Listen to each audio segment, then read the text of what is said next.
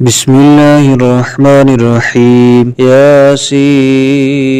والقرآن الحكيم إنك لمن المرسلين على صراط مستقيم تنزيل العزيز الرحيم لتنذر قوما ما أنذر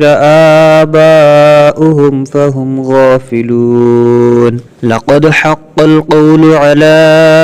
أكثرهم فهم لا يؤمنون إنا جعلنا في أعناقهم أغلالا فهي إلى الأذقان فهم مقمحون وجعلنا من بين أيديهم سدا ومن خلفهم سدا فأغشيناهم